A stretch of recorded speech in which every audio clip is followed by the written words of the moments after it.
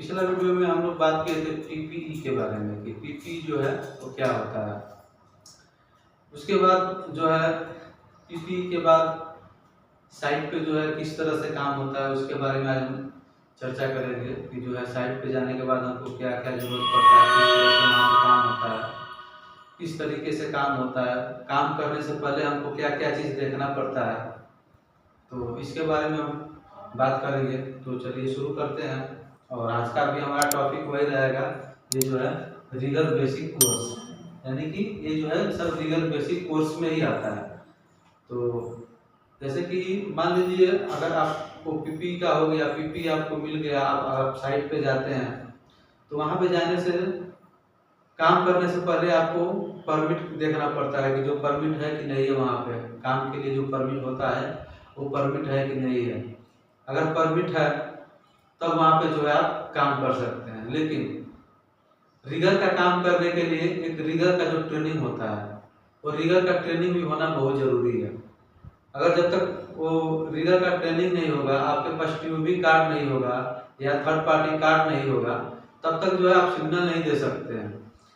Crane पे अगर आप काम कर रहे हैं तो आप जो है क्रेन का सिग्नल नहीं दे सकते हैं। तो इसके लिए थर्ड पार्टी होना जरूरी है, ट्यूबी कार्ड होना जरूरी है, नहीं तो आप जो है उसको सिग्नल नहीं दे सकते हैं।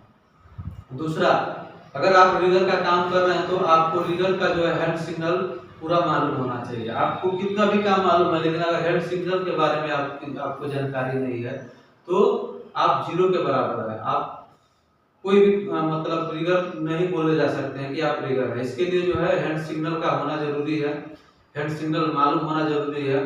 और रीगर से जो है रीगर और क्रेन ऑपरेटर का जो कोऑर्डिनेशन है वो सही होना चाहिए, एक दूसरे को समझना चाहिए।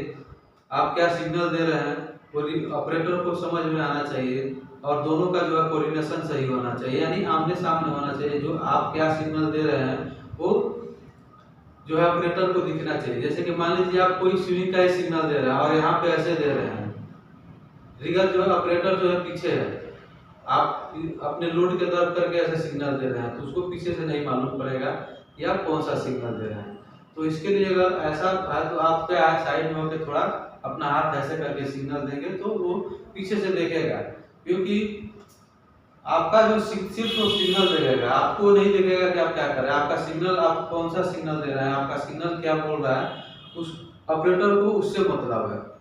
और आपको जो है लोड से मतलब है कि हमारा लोड जो है वो किधर जा रहा है, कहीं टच तो नहीं हो रहा है, लोड सही जगह तो जा रहा है, सही से तो जा रहा है, ज़्यादा जो है मूव तो नहीं हो रहा है, जिसको हम लोग झोल बोलते हैं कि झोल तो नहीं मर रहा है, उसको जो बोलते हैं। जो अगर लोड ज़्यादा मूव होता है तो वो डेंजरस होता है, कहीं भी जा करके हिट कर सकता है, यानी कहीं भी जाकर लड़ सकता है। तो हमको जो है रीगर को जो है वो देखना होता है कि जो हमारा लोड है सही तो है, सही से तो जा रहा है, और जो भी सिग्नल देना चाहिए वो स्लो देना चाहिए, ताकि जो है ऑपरेटर स्लो ले जाएगा तो क्या है लोड जो है मूव नहीं करेगा। तो ये देखना होता है। लेकिन जो काम, अगर आप काम करने जाते हैं तो जो है परमिट, वर्क परमिट होना जरूरी है, आपका ट्रेनिंग होना जरूरी है, और आपका जो टीम वर्क होता है सबसे जरूरी होता है टीम वर्क। क्योंकि अगर टीम वर्क सही नहीं है तो आप कोई भी काम जो है 100% सेफ नहीं कर सकते हैं। इसलिए जो है टीम वर्क होना बहुत जरूरी है। तो ये सब देख करके ये सबको जो है ध्यान में रखते हुए, और हाउसकीपिंग भी होना चाहिए वहाँ पे। अगर हाउसकीपिंग भी नहीं है तो वहाँ पे एक्सीडेंट इंसिडेंट का खतरा हो सकता है। तो ये सब देख करके उसके बाद जो है हमें काम शुरू करना चाहिए।